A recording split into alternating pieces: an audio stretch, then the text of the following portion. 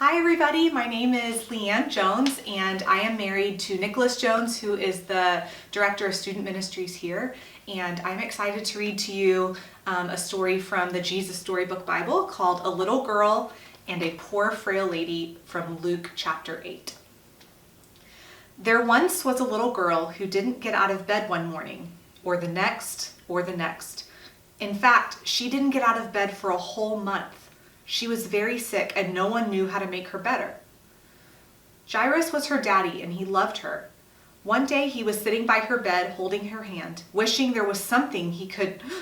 "I know," he said. He jumped to his feet, put on his coat, kissed his daughter, ran down the steps, past the servants, out of the house, through the gates, along the road, into the town, and up the steps into the temple. He fought his way through all the people until at last he found who he was looking for.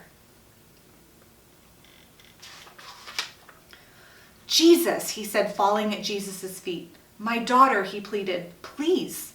But he didn't need to beg, because before he'd even finished speaking, Jesus reached out his hand and helped him up. "I'll come at once," Jesus said. Jairus' eyes filled with tears. Jesus was coming. It would be all right. In those days, of course, they didn't have ambulances, so they had to go by foot. Jesus' helpers knew that he would heal the sick girl, but they must hurry. If Jesus didn't get there soon, it would be too late.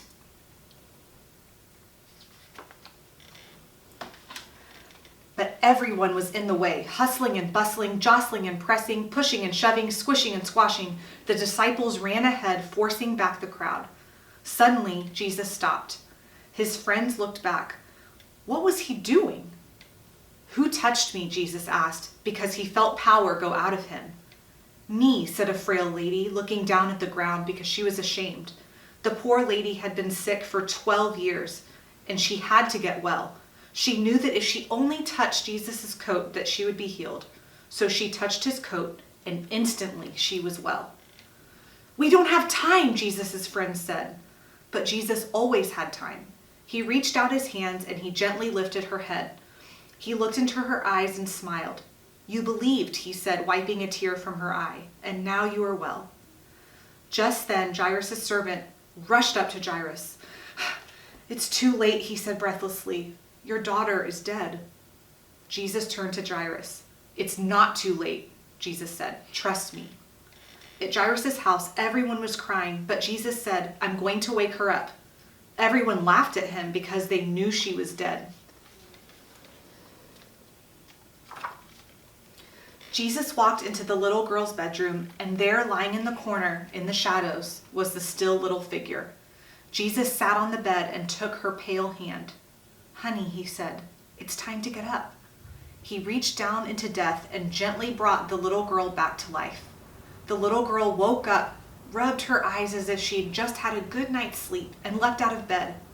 Jesus threw open the shutters and sunlight flooded the dark room. "Hungry?" Jesus asked, and she nodded. Jesus called to her family, "Bring this little girl some breakfast." Jesus helped and healed many people like this. He made blind people see. He made deaf people hear. He made lame people walk. Jesus was making the sad things come untrue. He was mending God's broken world. That's it. If you guys will bow your head and pray with me, that would be great. God, thank you so much for this day and for this story that reminds us that you heal us when we're sick and that you make sad things come untrue. Continue to heal us in this broken world and just watch over us today and every day. We love you. Amen.